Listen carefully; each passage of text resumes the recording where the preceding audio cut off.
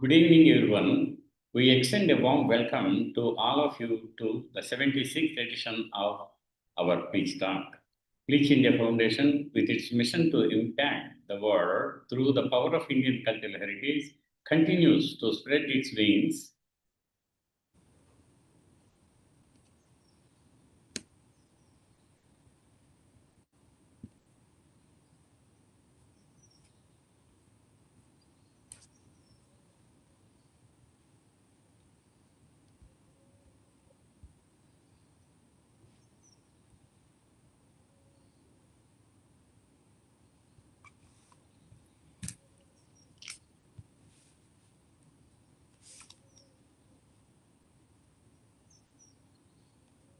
Sorry for the interruption due to problem in connectivity. Good evening, everyone. We extend a warm welcome to the 76th edition of Pleach Talk. Pleach India Foundation, with its mission to impact the world through the power of Indian cultural heritage, continues to spread its wings across its ecosystem. As part of our commitment to disseminating heritage knowledge, the monthly online Pleach Talk series has brought together excellent speakers from diverse fields of archaeology, history, and architecture, and has received immense encouragement and support from our valued audience.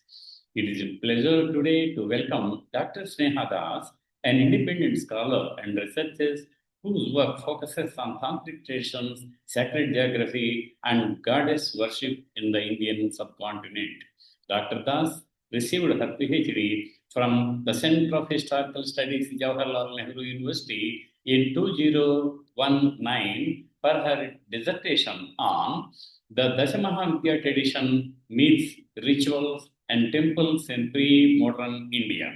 Dr. Das has presented papers at several academic conferences, including the Indian History Congress, and has written on themes such as the legend of Naraka and political legitimacy in the Kamarupa region, the ritual context of Bali in the Kamakya tradition, and the representation of dark goddesses such as Kali and Tara in textual traditions.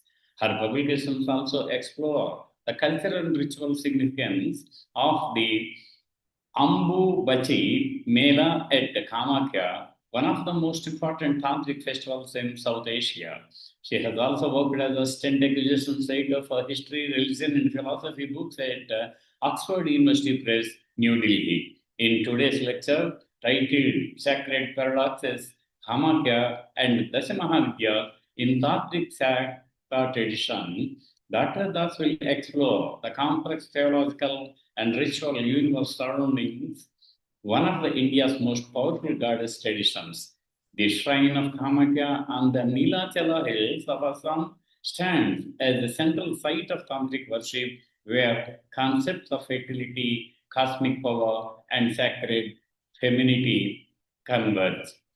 Through the lens of the Dashamahavidyas, the 10 wisdom goddesses of the Tantric Sakta tradition, this talk will examine how myth, ritual, sacred geography, and temple traditions intersect to create a rich spiritual landscape. The discussion will illuminate how these powerful goddess forms embody paradox, transcend conventional boundaries, and articulate deeper philosophical ideas about creation, destruction, and divine energy. This promises to be a fascinating journey into the symbolic, ritual, and historical dimensions of one of the most intriguing strands of Indian religious tradition.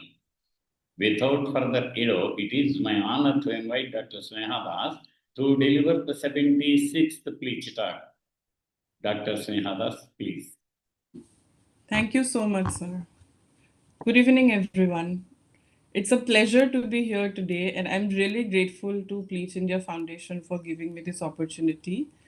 Uh, this is a great opportunity for me to share some of the reflections on the Dasamahavidya tradition as well as the Kamakhya tradition in the broader Tantric Shakta cult because it is one of the very few traditions which are very misunderstood.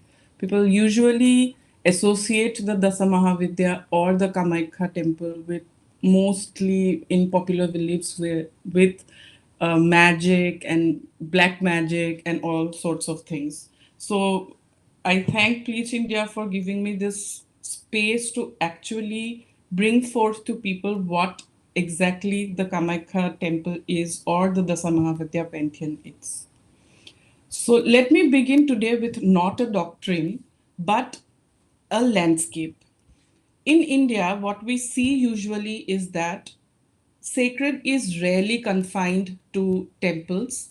It spills outwards into rivers, mountains, trees, forests, thresholds, and even the human body. Sacred does not stand apart from life. It infuses it. It does not it is not very rigidly demarcated as secular and institutional.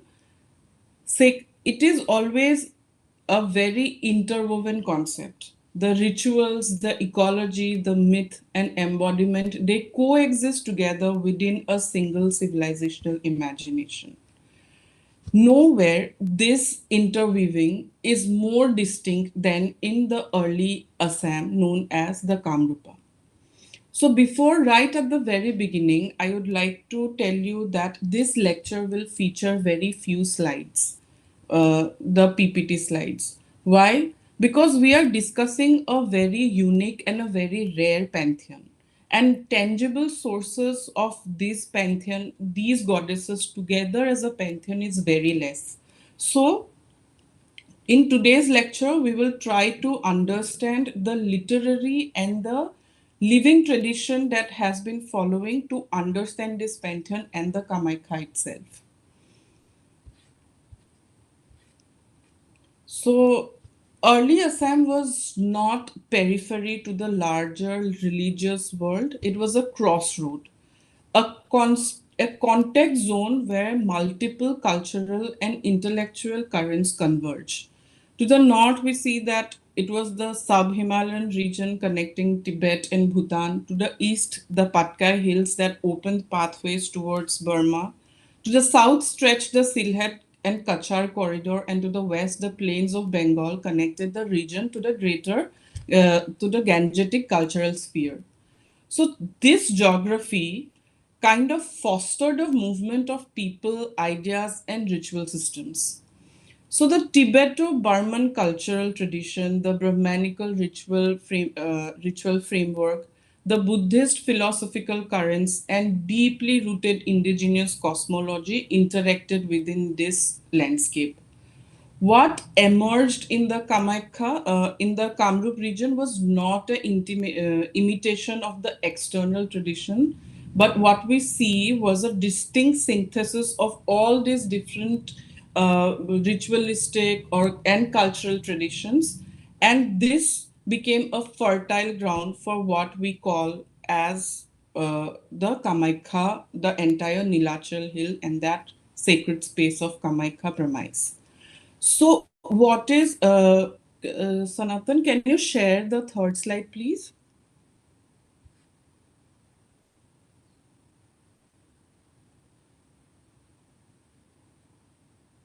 Third slide, please.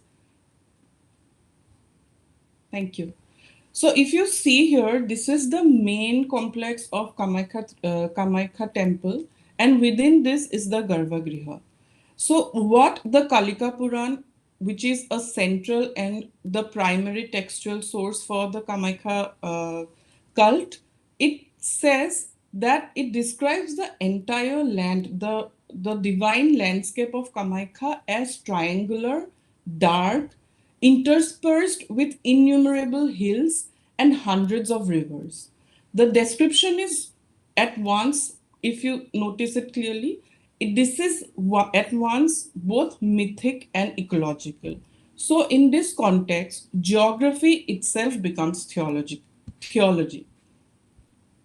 And at the heart of this very sacred landscape is situated the Kamakhya, and one of the unique feature of this temple is that it is aniconic.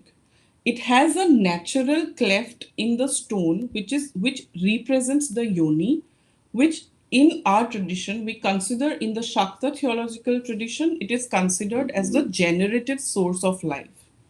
So, in order to understand the Dasa Mahavidya tradition, therefore, one requires not only to focus on the textual tradition, but also to understand this landscape as well, in which these ideas take ritual form, and most powerfully, this happens at the Kamakhya temple premise. So, if we see it that way, this is not merely a symbolic representation, it is theological clarity. The goddess here is worshipped as the Mahayoni, which is regarded as the cosmic womb. And the Ambubashi observance, the Ambubashi Mela, which is observed here, this is the annual menstruation ritual celebration of the goddess. So many ritual system interpret menstruation blood as impure, but in this sacred geography, this is regarded as a moment of cosmic renewal. So we have just started the lecture, but through we touched upon so many different kind of theories. You see, we have touched upon creation through the cosmic womb, we have touched upon sexuality, generative sexuality. We have touched upon blood because we are talking about menstruation blood. We have touched upon fertility. At the same time, we have touched upon decay. And if you see, these are not excluded from this entire sacred space or this entire sacred cosmos. It in fact is what makes this cosmos a sacred. And it is precisely within this environment where the boundaries between the purity and pollution, transcendence and embodiment are deliberately blurred that the theological imagination of the Dasamahavidya finds fertile ground. Before we examine the pantheon itself, uh, Sanatan, can you please share the next slide? So you see, this is the Dasamahavidya. It consists of Kali, Tara, Tripura Sundari, who is also known as Sodasi, Bhairavi, Chinnamasta, Dhumavati, Baglamukhi, Matangi, and Kamala. These 10 goddesses come together and create this pantheon. Now they are named as Dasa Mahavidya. Now we need to understand what is Mahavidya. The word itself seems to be very revealing. It Maha means great and Vidya means knowledge or wisdom. But there's a catch. But within the tantric philosophical tradition, vid does not merely refer to intellectual knowledge. It refers to knowledge which transforms the knower, which takes the knower to a transcendental knowledge. It is a knowledge which needs to be realized, then simply understood. And that is also a reason why today there is less of visual presentation, more of realizational knowledge, so that we understand this pantheon more in terms of a realization than in terms of a visual reception. So the Vidya is basically regarded as initiatory knowledge, knowledge that dissolves the boundary between metaphysics and lived experience. So this also points to one of the very important tenets of tantric tradition, which is secrecy. So by initiatory knowledge, what we mean is that Dasa Mahavidya is regarded as a pantheon which is so powerful in its knowledge, in its transcendental knowledge, that one needs to get initiated by a guru in order to understand them as a whole in a holistic manner. So, what kind of knowledge? Now you see that each goddess represent a particular modality through which the cosmic feminine, the Shakti, reveals the nature of reality. Now, if you just take a look at the list of these 10 goddesses, it will be a little confusing for people, like what is Kali and Tara doing together, like being clubbed together or juxtaposed next to somebody who is Tripura Sundari or Bhuvaneshwari, and suddenly we are seeing somebody like Dhumavati, Chinnamasta, or Matangi per se, and then suddenly at the end we have Kamala or Lakshmi. What are they doing together? So they are revealing a certain kind of knowledge, and what kind of knowledge do they reveal? And this is precisely what drives our lecture today is paradox. So when I say paradox, it does not mean contradictory. It means a theological totality.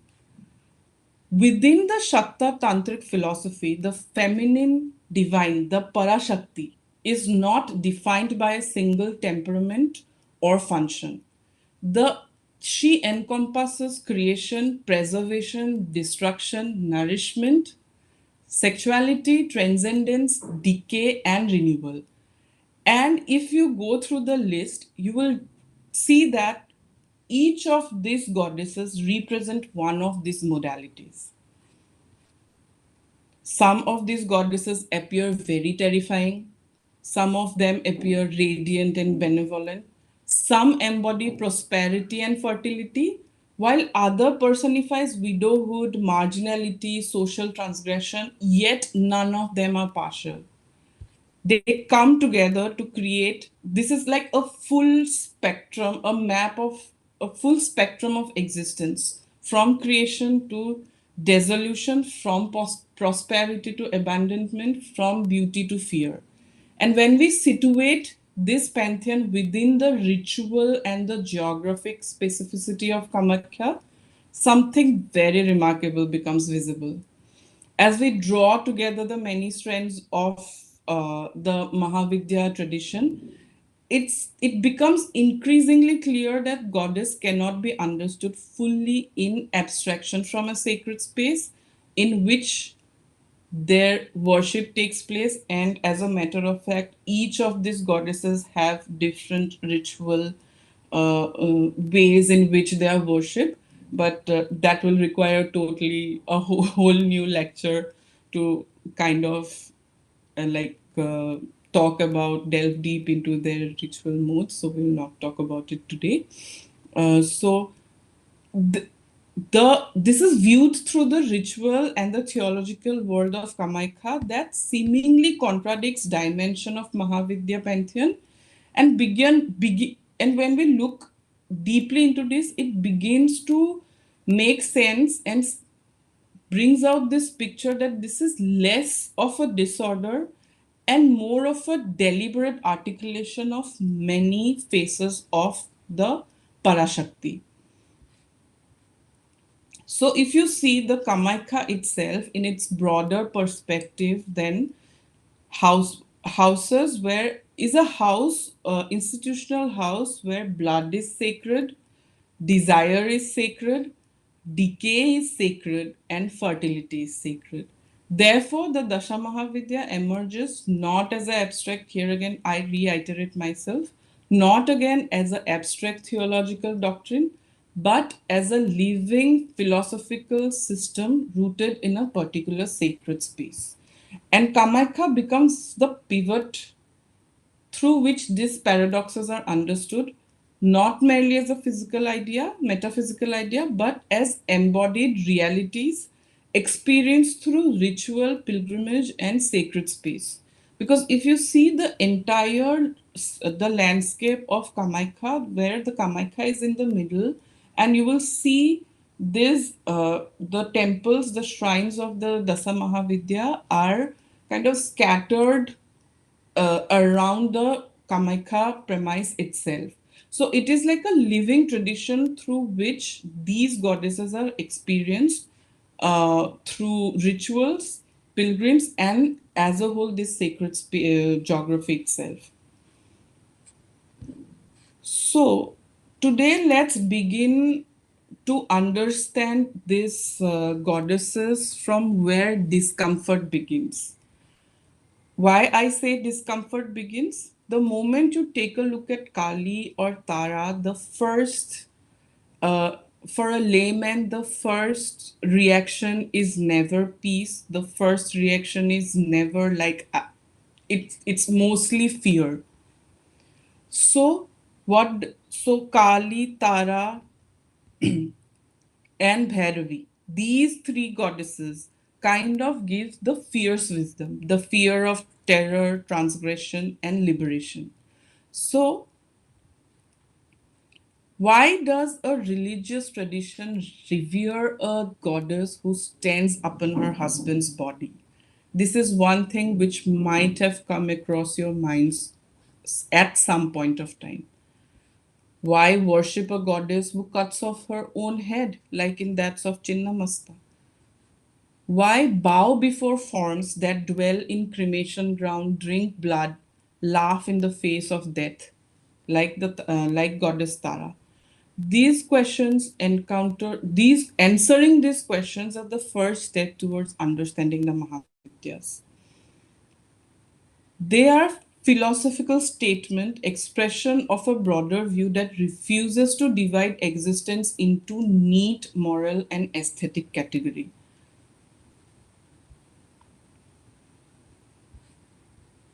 Kali is often, so if you see the list, the Dasamahavidya starts with Kali. Kali is often described as Adi Mahavidya, the primordial manifestation of Shakti. She is covered, she's dark in color, garland with skulls, standing upon the inert body of Shiva. She embodies time, dissolution, and transformation. Kali emerges in the Devi Mahatmya. Kali emerges in the battle against the demon Rakta Bija, and she drinks the blood before it touches the ground to kind of destroy the demon. So here destruction itself becomes protection and violence becomes salvation. In Kalika Puran, the theological connection becomes even more direct. Kali is closely identified with Kamakhya in the Kalika Puran, both describing as manifestation of the same cosmic Shakti who simultaneously creates and dissolves the universe. She is regarded as both the Avidya and the Vidya. How is it?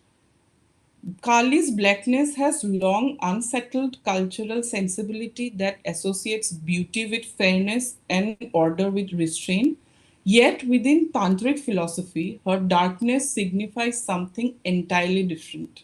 It represents the limitless depth of the cosmic womb, the undifferentiated state from which creation emerges. Now let's come to Tara. Tara occupies a very remarkable position in the tantric landscape because she is a bridge between the Brahmanical and the Buddhist tantric tradition. In Tibetan Buddhism, she appears as the compassionate savioress who ferries beings across the ocean of suffering. Yet in Shakta tantric tradition, she often appears in a far more formidable form. Iconographically, she represents Kali, dark in complexion, adorned with skulls, and standing up in a corpse. The maternal and the terrifying coexist within a single figure because in some of the iconographies, she is shown as pot bellied, which can be interpreted as she being a pregnant goddess also. So the tantric narratives also situate her within a trans-regional network of ritual network.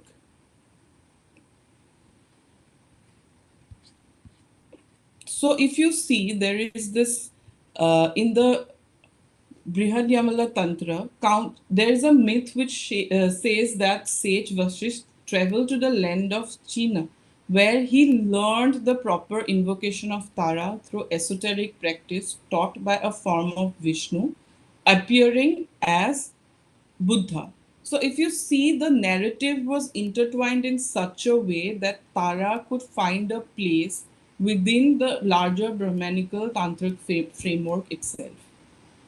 This myth reflects a historical exchange between Indian and Himalayan tantric tradition, exchange that likely traveled across the same route that connected Kamrupa to Tibet and beyond. Once again, the sacred geography of Assam appears of Kamrup per se appears not as isolated, but as deeply interconnected within wider tantric worlds.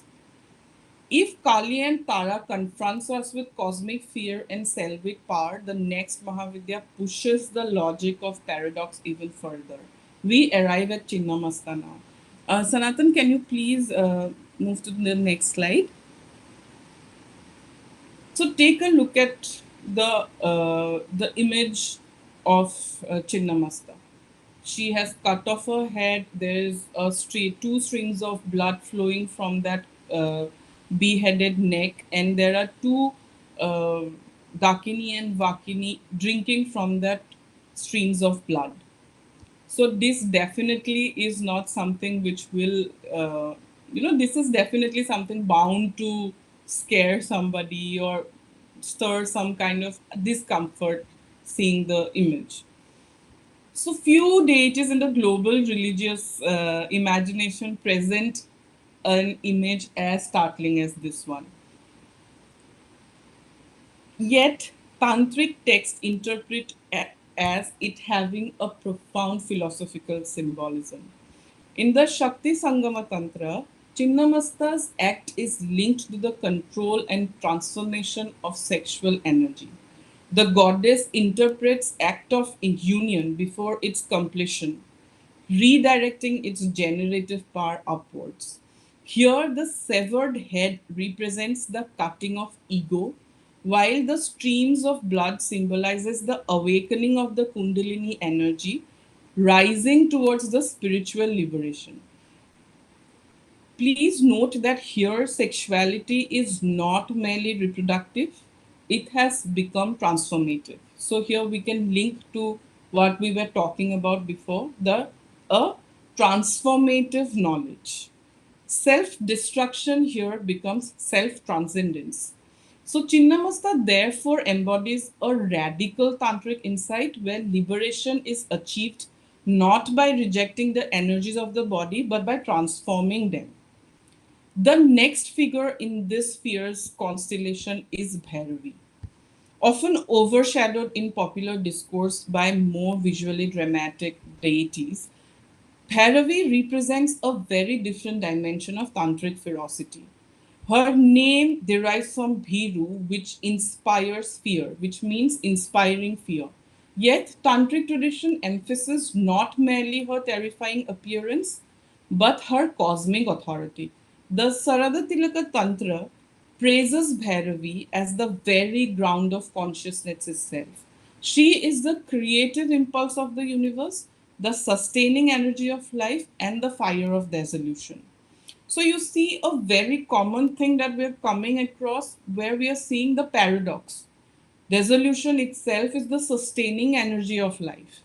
She is also closely associated with Kundalini, the latent spiritual energy believed to reside within the human body.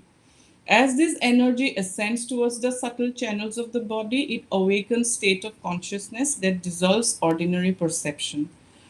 So here also a very repetitive icon that is coming forth is body. So for in tantric tradition, body is not merely a vessel or not merely something which we discard, which otherwise we have this belief that body is destructible, the soul is not. But within tantric tradition, we give the same importance to body as we give to the soul. So here, if you see the kundalini, the body, the channels of the body, we are getting a repetitive icon description here. In this sense, wherever does not simply represent terror. If we see that how she's regarded as Kundalini energy as well, she represents the intensity of spiritual awakening. So across these fierce forms of Kali, Tara, Chinnamasta, and Vairabhi, a pattern begins to emerge. What are the patterns? The goddesses stand upon Shiva, dwell in cremation grounds, reserve social and sexual norms, and confront devotees with imagery that appears chaotic or unsettling. Seen in this light, the fierce Mahavidya no longer appears as isolated expression of religious excess. They reflect a broader perspective within already embedded in the ritual imagination of Kamaikha, where again we see fertility, death, sexuality, and cosmic transformation are understood as interconnected dimension of the sacred. Yet this apparent chaos conceals a deeper philosophical logic, and that is called sacred transgression. They break boundaries not to destabilize the cosmos, but to reveal the cosmos itself, that it cannot be confined within rigid binaries of pure and impure, sacred and profane, life and death. The same theological system that celebrates cremation ground also celebrates the lotus. The same tradition, this tradition of Dasamahavidya, that venerates destruction also reveres beauty, prosperity, and cosmic harmony. To understand the full philosophical spectrum of Mahavidyas, we must now turn from rapture to equilibrium. So let's now turn to goddesses which are very different from what we just discussed.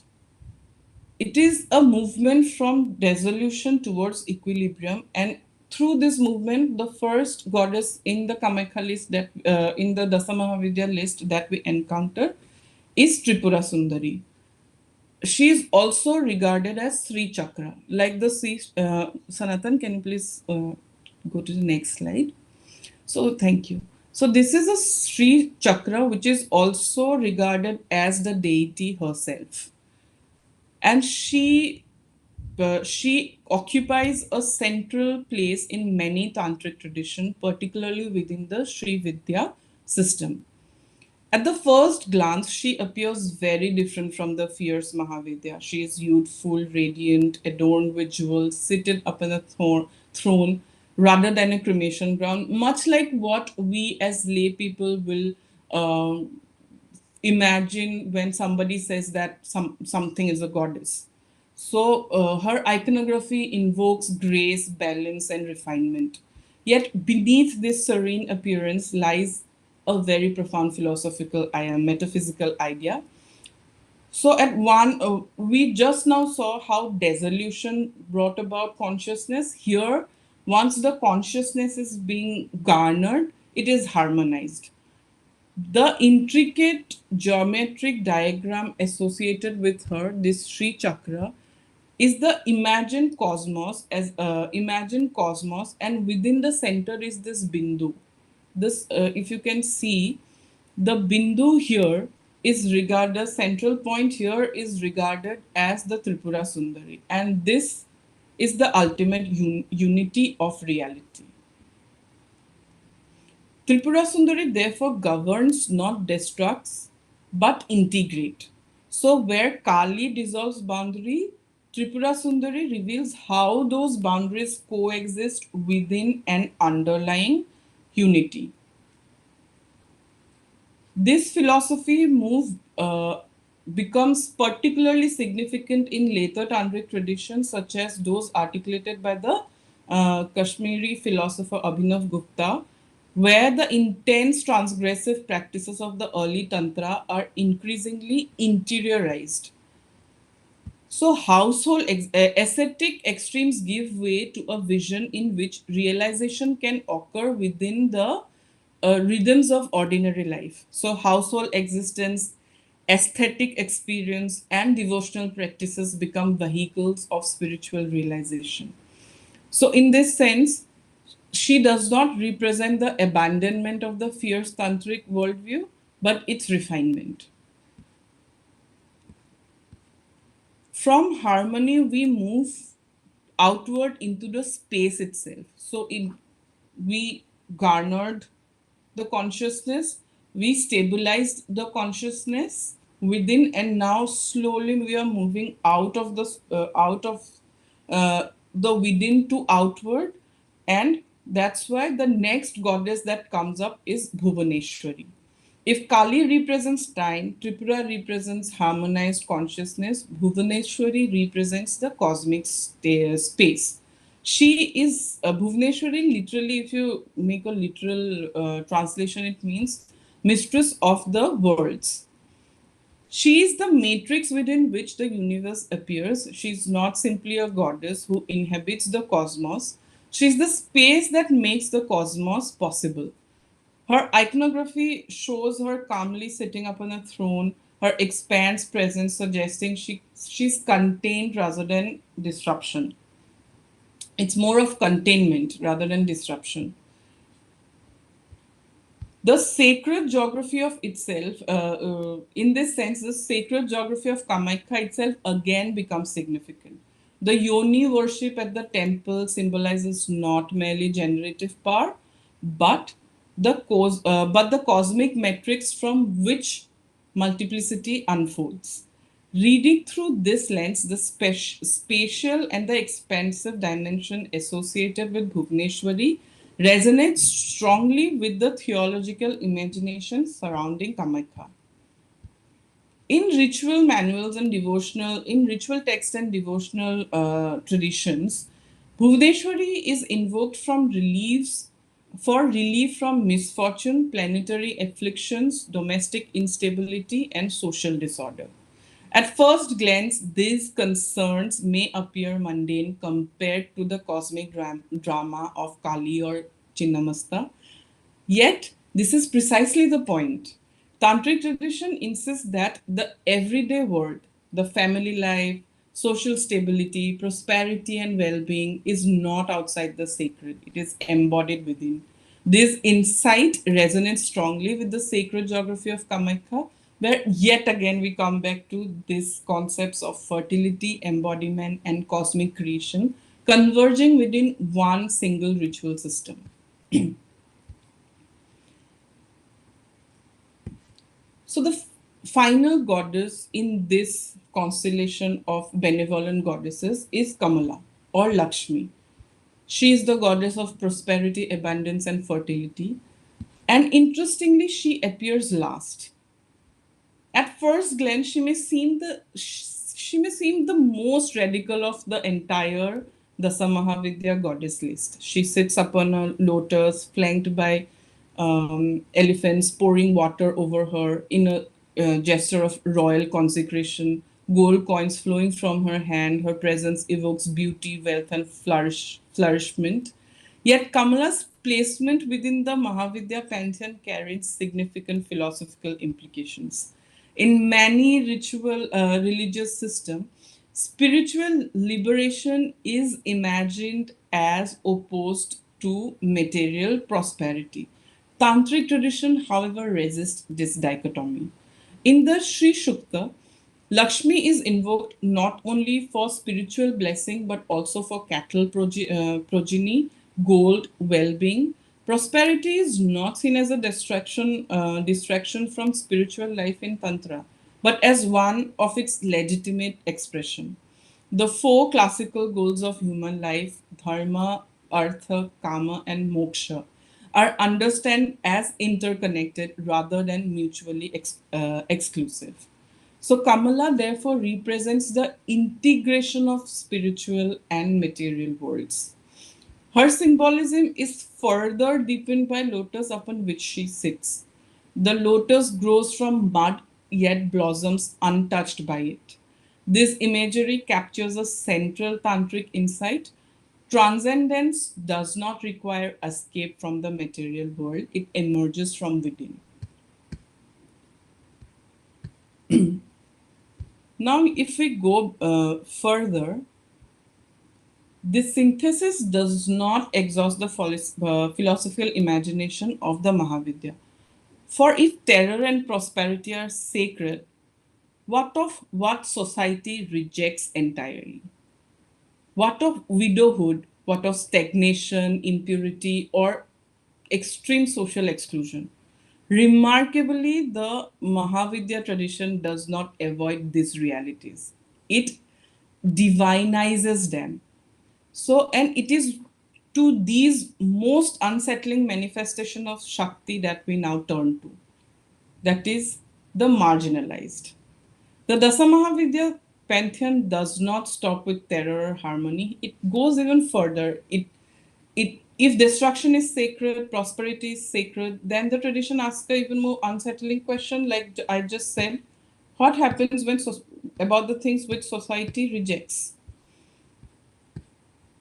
So these goddesses particularly embody this radical theological insight are Bagalamukhi, Dhumavati, and Matangi.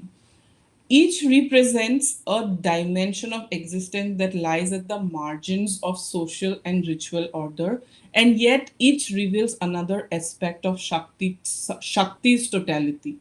Let us begin with Bagalamukhi. Can you please, next slide, please? Bagalamukhi's iconography is very striking. She grasps the tongue of an enemy and immobilizes him. In many representations, like this one, she raises a weapon in her other hand and is about to strike her enemy. At first glance, the imagery appears very violent. Yet, the tantric text interpret it in a more subtle way. Bagalamukhi embodies the power of stambhana, the ability to arrest movement, to suspend action. Speech is halted, thought is halted, aggression is halted. In a world driven by momentum, by action, reaction, conflict, consequence, Bagalamukhi introduces a sudden pause, and this symbolism is deeply significant. It is a creative power, and the universe is often imagined as emerging from the primordial sound of Om or Yani or Shabd. To arrest speech, therefore, is to arrest the chain of action that generates karmic consequence. And let me tell you this, just a little tiny side note. Bagalamukhi is the goddess which is mostly revered or is mostly associated with black magic, because she deals with this different seven let's say black magic sections like Vashikaran, Stambhana, Marana, and other list of all those black magic terms. So if you see, what Bagalamukhi does is that she halts the karmic consequences. So in ritual context, she is often invoked in situations of political rivalry, legal conflict, or warfare. Moments where control over speech and power becomes decisive. Another side note here is that while I was doing my research in Kamaikha premise, one of the very interesting fact that came to light was that we usually think that it is the peripheral areas where the concept of black magic or belief in superstitions would be more compared to the urban areas. But through my research, throughout during my research, I found that it was entirely opposite, and people I I found that a lot of urban population, and that too population with, let's say, power or money, would throng to Bagalamukhi at particular nakshatras to perform certain rituals. And it is in this context only where we see that mostly these are because of legal conflicts, political rivalries, and all those materialistic sorts of things. So yet, so if you see the living tradition, how it was, how it has been envisioned, and how this rituals are now in, let's say, instrumentalized with the passing of time. So the next goddess is Dhumavati. So Dhumavati appears as an aged widow, very disheveled, seated upon a broken chariot or riding a crow. Unlike the radiant Kamala or the harmonious Tripura Sundari, she embodies decline rather than flourishment. Her name derives from the word dhuma, which means smoke. Smoke without flame, residue without blaze. Within traditional societies, widowhood has long carried connotation of inauspiciousness and deprivation. Widows historically occupy socially marginal positions associated with austerity, renunciation, and absence of prosperity. Yet, the Dasamahavidya tradition transformed this condition into divine embodiment. Dhumavati represents what remains after the dissolution, not the moment of destruction that belongs to Kali, but the aftermath, the silence that follows catastrophe, the emptiness that follows loss. So she is evoked during periods of crisis, poverty, or abandonment rather than denying these states. Her worship acknowledges them as inevitable phases of existence. So even these kind of things which are very much a part of our reality today is also sacralized here. So at the Kamakya temple during the Ambubashi Mela, the menstruation of the goddess is celebrated, and this biological process, and when when this is celebrated, the inclusion of Dhumabati within this pantheon then extends this logic beyond fertility and turns it into depletion. If fertility is sacred, the barrenness must also be sacred. Is abandon is divine, then absence must also have its place within the cosmic order. So now the last goddess is Matangi. She occupies a uniquely liminal position within the Mahavidya pantheon. She is often associated with outcast communities, forest dwellers, and spaces beyond the boundaries of orthodox social order.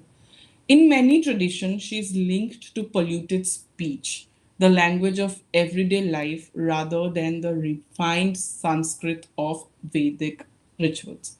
So, now here another tenet of tantric tradition that comes to play is the Sandhya Bhasha, which is also full of, if I may use the word, derogatory terms. So, offering made to Matangi may include food that would be rejected in Orthodox ritual context. And it is interesting to note that these are mainly leftovers. She is offered leftovers. Partially consumed offerings, substances considered impure, are basically the offerings for goddess Matangi. And this inversion is not accidental. She represents the power of what society discards, where Saraswati represents refined speech and classical learning. Matangi represents speech that emerges from the margin, impoverished, uncontrolled, and subversive. So, if we read these three goddesses together, Dhumavati, Bagalamukhi, and Matangi, they represent interruption, aftermath, and marginality. Yet, the Mahavidya system incorporates, Mahavidya pantheon incorporates them into a sacred spectrum.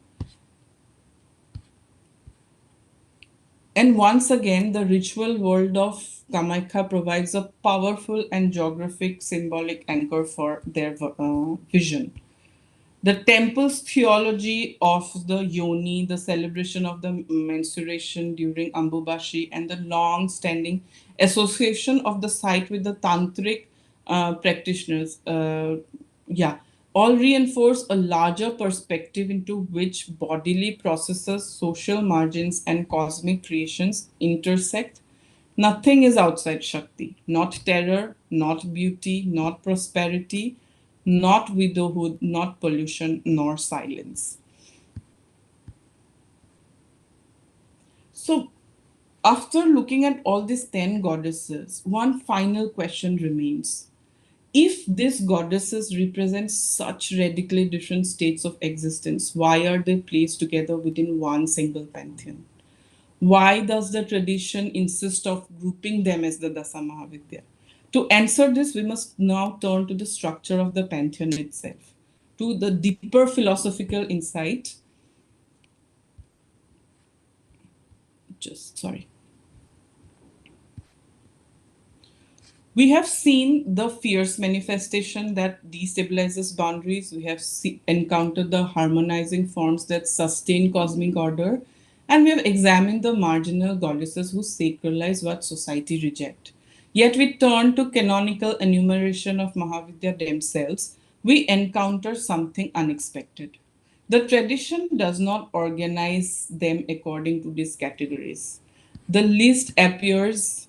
Can you go back to the fourth slide, please? Thank you. So the list appears as Kali, Tara, Tripura Sundari, Bhuvneshwari, Bhairavi, Chinnamasta, Dhumavati, Baglamukhi, Matangi, and Kamala. At first glance, they may appear as just simple enumeration, but when we look closely, the structure reveals something else. There is no clear movement from terrible, the fierce to gentle, from impure to pure. There is no hierarchy of moral or ritual refinement. Instead, we find a deliberate mix. The primordial darkness of Kali stands beside the savior's Tara. The radiant beauty of Tripura Sundari precedes the self decapitating Chinnamasta. The inauspicious widow Dhumavati appears before the paralyzing power of Bagalamukhi. And the outcast speech of Matangi is followed by the prosperity of Kamala. This is not an accidental list, it is a theological design. And this pantheon is not meant to be read as a collection of separate personalities. It is meant to be understood as a spectrum of Shakti in total expression. Nothing is excluded. And when we situate this pantheon within the ritual geographic context of Kamrupa, the Kamakya, the significance become even more clear. At Kamakya, the goddess is not represented through any anthropomorphic icon, but through the yoni, the generative locus of life itself. And during the Abubashi, the menstruation itself is celebrated. So, uh, so you see how the Shakti in totality comes together and forms a unified whole within the Kamakya cult. And in doing so, they offer not merely a pantheon of goddesses, but a philosophical vision in which wholeness is achieved not through exclusion, but through total embrace. Thank you for engaging with this exploration of Mahavidya tradition with me. I look forward to any questions or any discussions that we have. Thank you so much.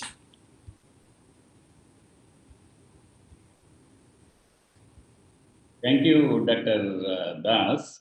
It was really an enlightening. Even though we are from the same branch of history and its interdisciplinaries, Yeah. religion is actually more complex to understand. And within religion, this tantric aspect is furthermore complex to understand. But you made our job so easy. And when people actually want to know Mahavidya and Dasa Mahavidyas in relation with what you call is our uh,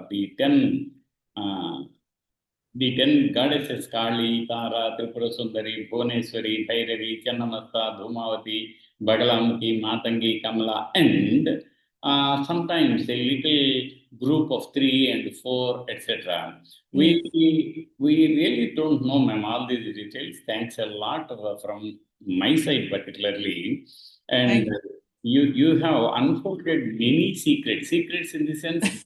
So, those we were not explained in those lines, which today you revealed very clearly that what exactly centers around which form of this Dasha Mahavidya goddesses.